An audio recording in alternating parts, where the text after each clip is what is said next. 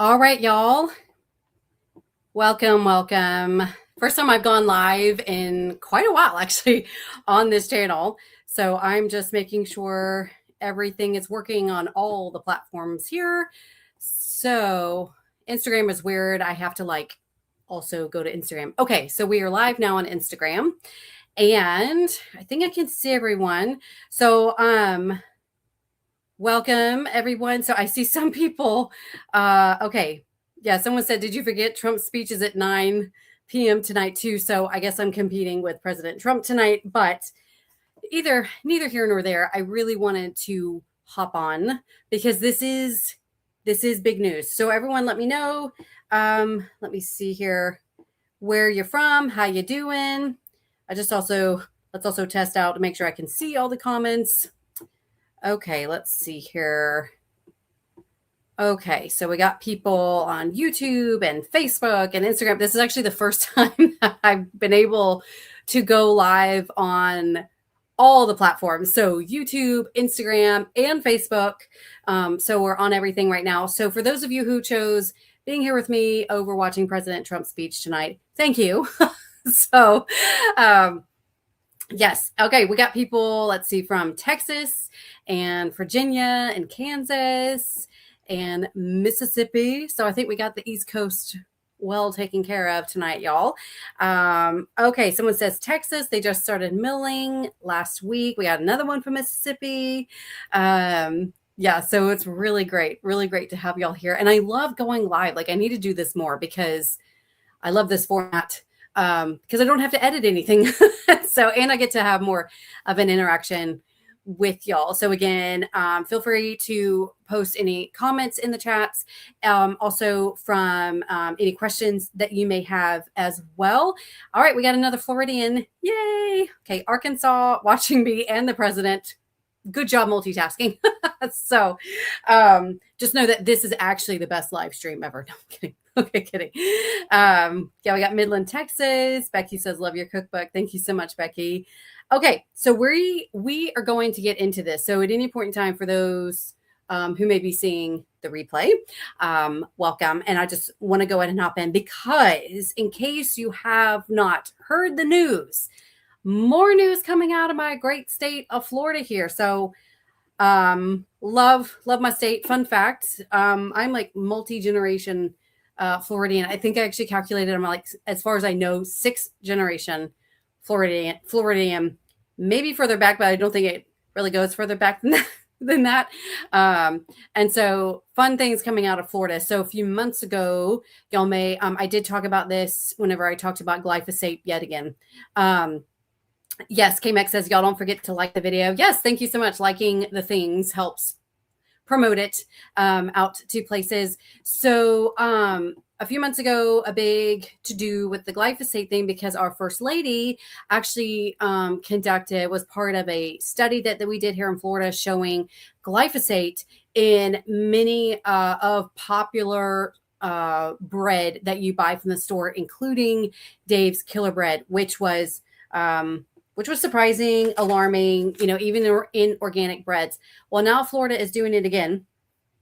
So Florida's doing it again with now something else. And this was huge. As soon as I saw it, I was like, what? And that is our Attorney General, James. I'm ashamed to say, I cannot remember how to pronounce his last name. I want to say it's Uthmeyer. Anyway, our Attorney General. Things were coming out. According to the Office of the Attorney General, says that he's launching an investigation into potassium bromate in Florida's food supply chain. So I love that we're kind of having a reflection in our state of the whole like MAHA, Make America Healthy Again movement. And there's some things going through there. And I'm amazed to see how much of it has to do with bread and grains. So this was news that like just dropped a few days ago. I believe this was on the 13th Monday that the press release came out. And people immediately started email. I already got emails about this. People were sending it to me in a message like, have you seen this?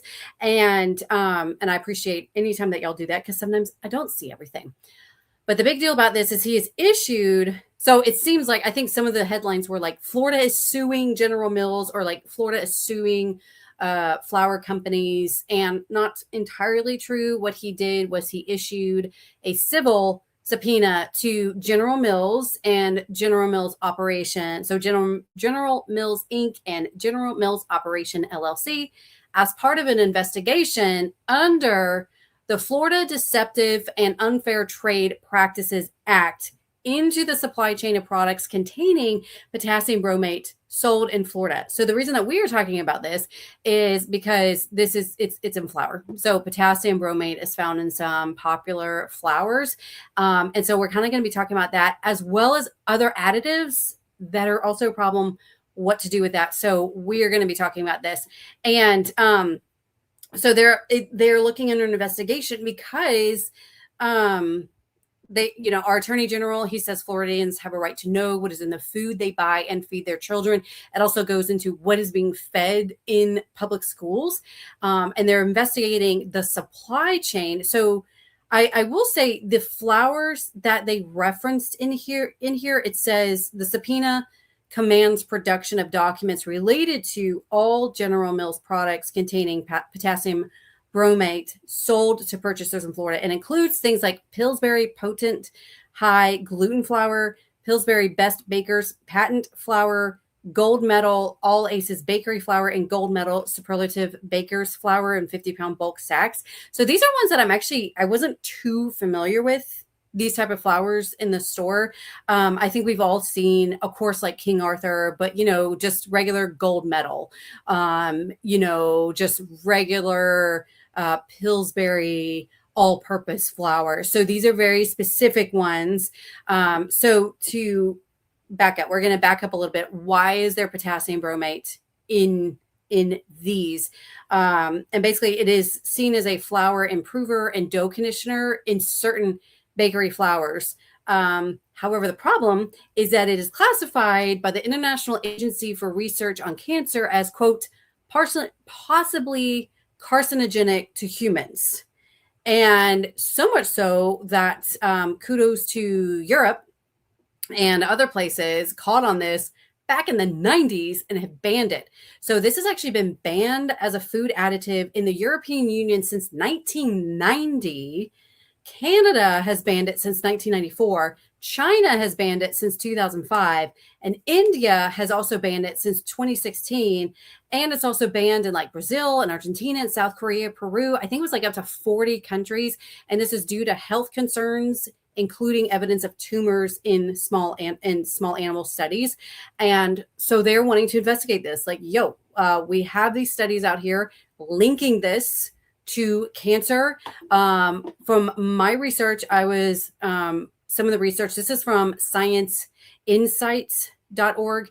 And what they state is that cancer is also not the only health concern. It is also directly, potassium bromate is directly toxic to the kidneys. So in animal studies, a single oral dose caused kidney damage severe enough to greatly impair kidney function. So it's crazy how we've known about this for decades.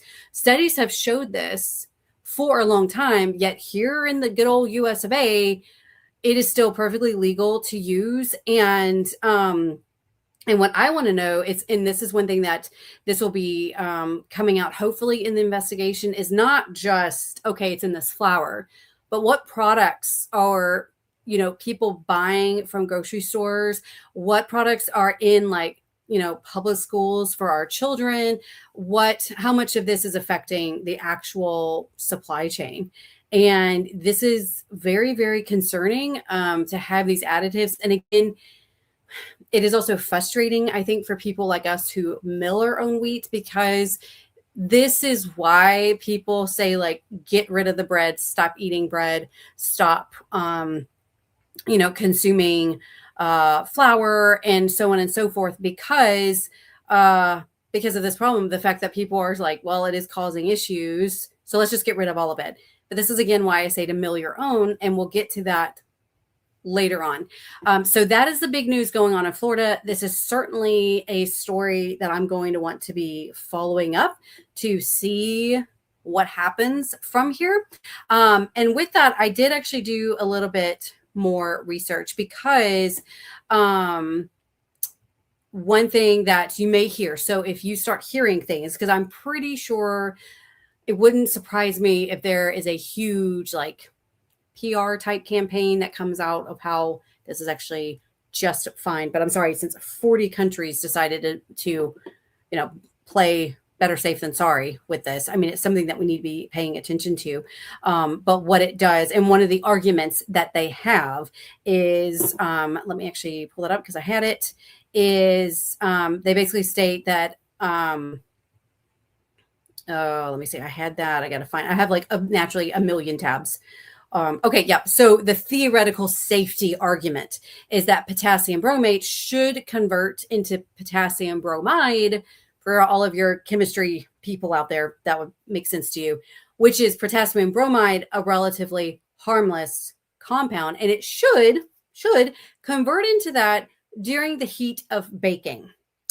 However, this conversion is often incomplete. And actually, Bangladesh did they actually tested some of their commercially sold baked goods and found residual bromate levels ranging from undetectable to over 6 milligrams per kilograms in cakes, with also measurable levels in breads, burger buns, pizza, and naan. And so 6 milligrams may not sound like a lot. However, the FDA's recommended safe threshold for residual bromate in finished bread is 0.02 milligrams per kilogram. And they were finding it at 6 milligrams per kilogram. Someone do the math of that's like 6 times. Someone do the math of like how much more, how much more that is. Like it frequently exceeds it. They're just not quite, like, it's often not quite baked enough. So other countries were like, better safe than sorry, we are going to ban it. And the US were like, we got totally fine. Let's just do this. So that is the danger. So that may be an argument that you will hear is, oh, it is safe. It converts when it's baked enough, but is it actually baking enough all the way to actually convert it from potassium bromate to potassium bromide? And if you've also ever had raw cookie dough, not that I've had that, it's definitely not converted in that. So that is the danger with the potassium bromate. And I'm very interested to see what's going to happen. According to the press release from the Attorney General's office, I'm not entirely sure if this is going to lead to an actual lawsuit. Considering they're filing it under the Florida Deceptive and Unfair Trade Practices Act, I don't know, because technically, like, it's not, as far as I know, like, it's not illegal here in the United States. So I don't know what's going to happen. But one of the things that they have to disclose is they do have to provide purchasers of the bromated products or downstream goods made from them. So they are going to be tracing this. General Mills also has to disclose the research on the use of potassium bromate in General Mills products and its potential effects on human safety. So that will be interesting to see if they are truthful in that, and actually what studies that they show with that. And the whole purpose of this is, he states that it's to enforce Florida's consumer protection laws, ensuring transparency in the food supply chain, and of course, safeguarding public health from potential risk. So yeah. Okay. Rebecca Flake says 300 times more acceptable. Thank you, math person. So it's like alarming, like how much more it is. It's absolutely crazy. So that is just potassium bromate. And that is the only one so far. Maybe they will go into more of this, but that is the only one so far that they're looking into civil subpoena to General Mills. So we will have to see how this story unfolds. But I also want to talk about, because it's not just potassium bromate that we have to be concerned about when it comes to our flour. There are other additives in flour that you typically buy from the store. So of course, the first one is a big one that I talk about, is the fact that, of course, white flour from the store, it has had the bran and the germ removed, which means most of the nutrients have been removed, so much so that the government felt like stepping in a while back because a lot of people were dying from some severe nutrient deficiencies. Pellagra and beriberi were epidemic diseases. Those are B vitamin deficiencies. And so eventually the government stepped in and said, we will come to save you. We will put some of the nutrients back. And out of the 40 out of 44 essential nutrients that are in wheat, they put 5 of them back. And so 2 of them were and so that's why you see enriched flour. It means that 5 synthetic vitamins have been put back in. So we see niacin. I'm having to remember this.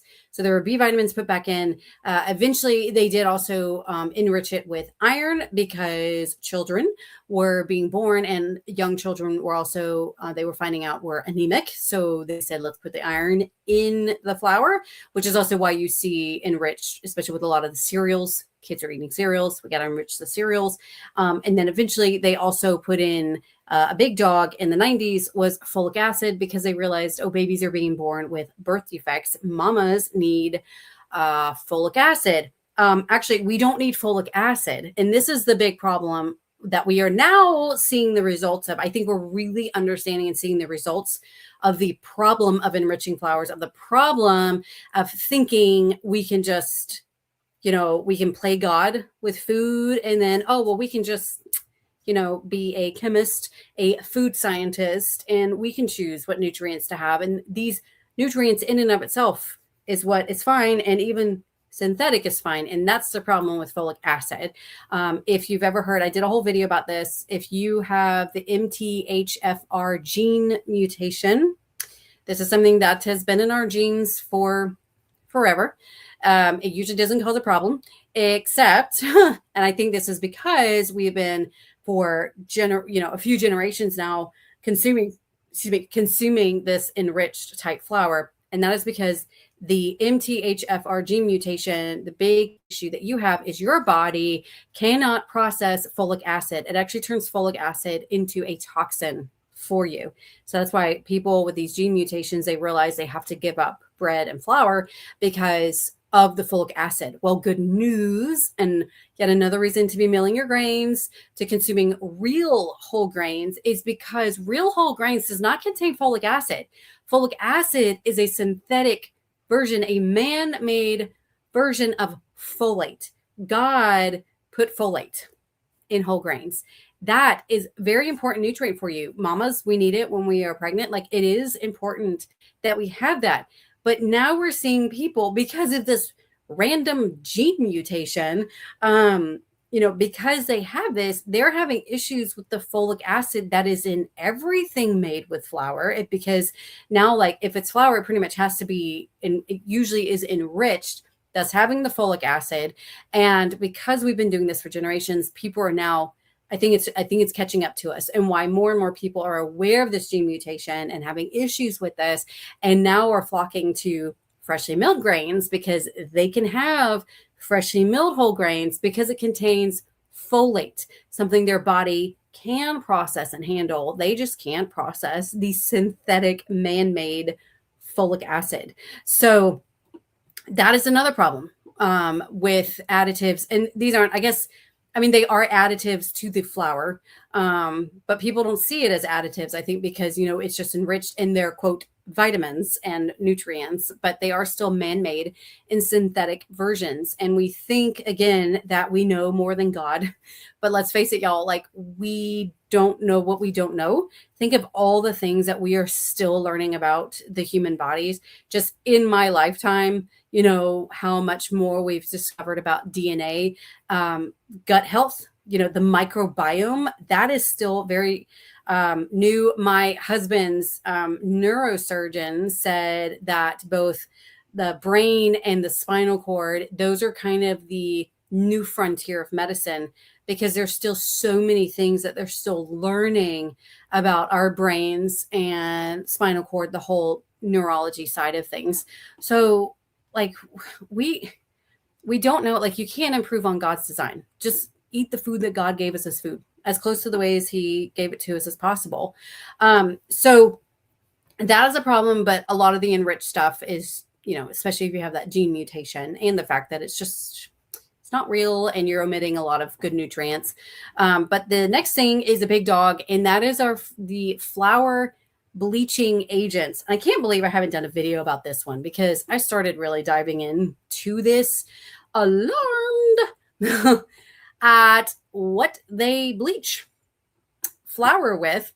And of course, you may think like, well, I don't buy, bleached flour from the store, but think of just one of the most common that I researched this, and the number one bread that is sold in the United States is sliced white bread, which most likely is also used from bleached flour, because the reason they bleach the flour is because if you do mill your own wheat, you probably realize that whole grain flour is not always like pure white. It can vary. And especially if you're doing hard red wheat, that reddish bran is giving it, more color to the flour. And even if you were to sift that bran out, it still wouldn't be pure white. So they're like, I got an idea. Let's bleach our flour, because what could possibly go wrong with that? And the commercial flour is typically bleached using benzoyl peroxide, chlorine gas, or chlorine dioxide. And the point of this is to rapidly whiten the flour. And holy moly. Now, King Arthur, they do come out where they do not bleach their flour. There are flours out there that are unbleached, but most of the time they are bleached, which is so incredibly alarming. So let's just look at one of these. So chlorine dioxide, it is toxic to humans at concentrations higher than 0.8 milligrams per liter, but they use it to chlorinate your public drinking water, which is something I greatly disagree with.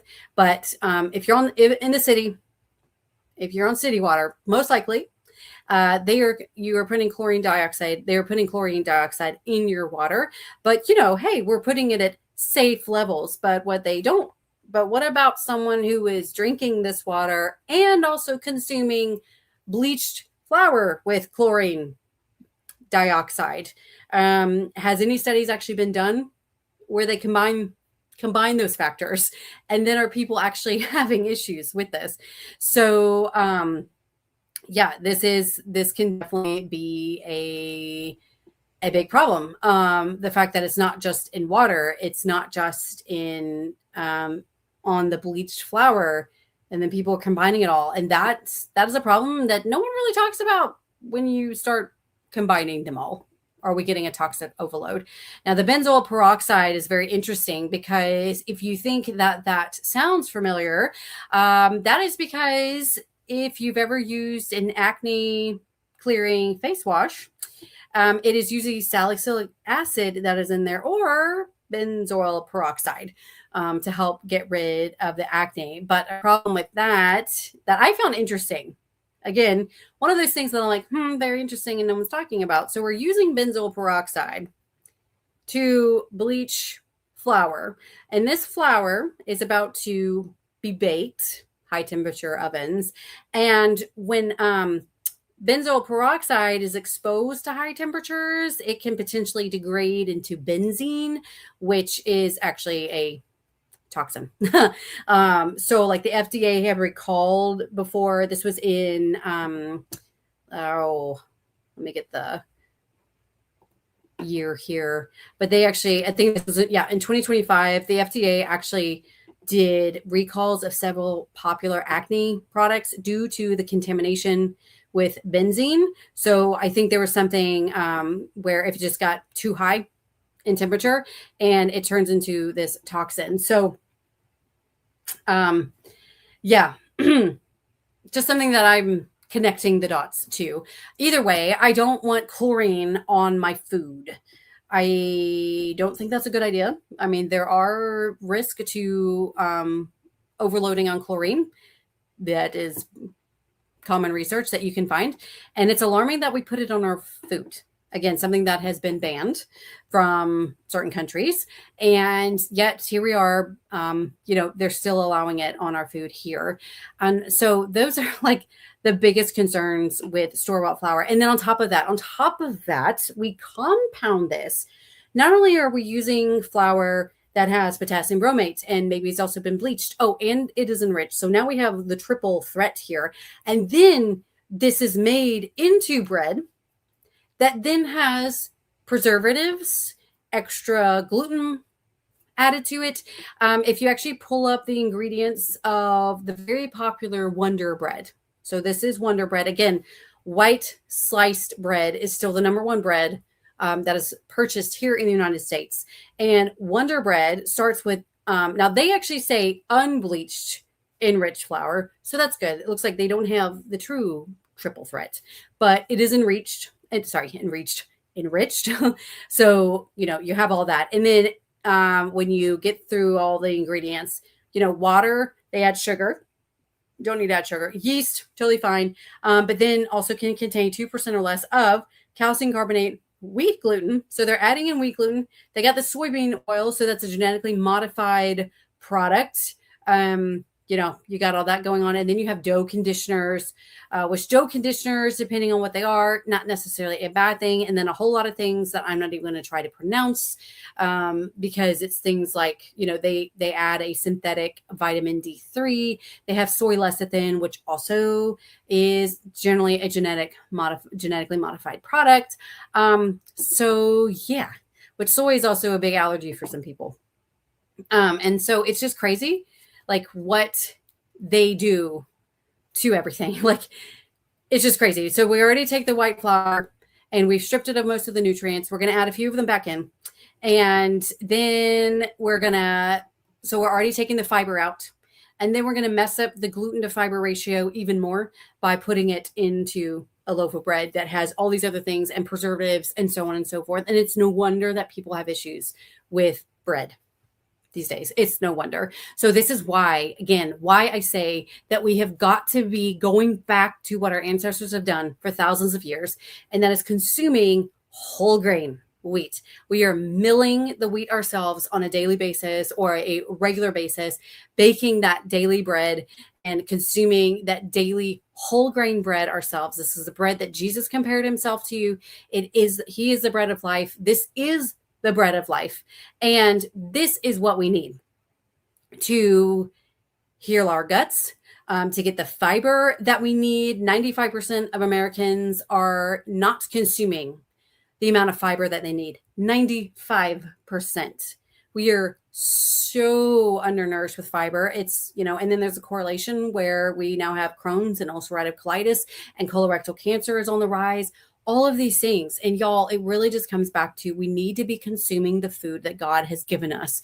And one of the big things is that we need, and if you change nothing else, if you just start bringing that grain mill into your home and start milling your grains and baking that bread and can just swap out that flour for whole grain flour, you are making a huge change in your life. So Lance Walden says, you eat the king's bread, you will get sick. Yes. Don't let them sift you. Yes, absolutely. And that is so huge. It's so simple when you really think about it. But I know it can be very intimidating for people. So, but you can do this. Okay. Again, this is what we've been doing for thousands of years. And we just need to get back to what our ancestors knew. And good news is wheat berries, they store for pretty much an eternity, like a very, very, very long time. They're an excellent prepper food, and and also they are a superfood. It's a superfood that no one is talking about, but it's real whole grains. So let me know your thoughts. And if you have any questions, go ahead and start putting that in here. Highlands Home says, hello from North Central Florida. Oh, hi, neighbor. So good to see you. But yeah, so that's what's going on with Florida. Hopefully more states will start doing this, or this will start picking up. It's interesting how we started with the glyphosate. We did that study, and now we're going to, we're tackling potassium bromate. Again, just mill your own wheat. Bake your own bread. And then you won't have to worry about any of these things. You won't have to worry about all the crazy stuff that they put in. And so that's what we need to get back to, y'all. And I will keep y'all abreast of what is going on with this study. I will be very interested to see what General Mills comes out with. So Other than that, y'all, I appreciate for y'all sticking with me. And again, choosing me over President Trump's speech, but I know that you can replay both of them. Matzah, the original fast food. Yes. Yes. Flatbreads. Yeah, I do find it interesting that most they're like so many traditional cultures, their main bread is some sort of flatbread because it is easier and it is faster. So it doesn't have to be a tall, nice, beautiful sandwich loaf. Just start milling your wheat and baking bread or anything, even your gravies, frying up your chicken. Use freshly milled flour. That's all you got to do, y'all. So, Becky, thank you for sharing this. Well, you are welcome. And again, hopefully this was helpful for y'all. I'm going to go ahead and let y'all go because it is late on my part. And I appreciate all of y'all being here. And of course, y'all can watch the replay of this. And do know that if you are new, you want to know where do I start with milling grains, or you want more information, I do actually have a free home milling guide. Let me actually pull that up for y'all. I will post that in the link. Sorry, in the chat. Okay. And let me find it here. I should have already had that pulled up. So give me just a second. It is on my website. But this is something where it starts with like my, how to purchase a grain mill, where to find grains, talking about mixers, just a good freebie. That's where to start. Okay, we put that in the chat there. So y'all can check that out. And again, thanks so much for being here. And I hope that y'all have a wonderful day. And new video coming out tomorrow on YouTube. So I'll see you then, y'all. Y'all have a great evening. Bye.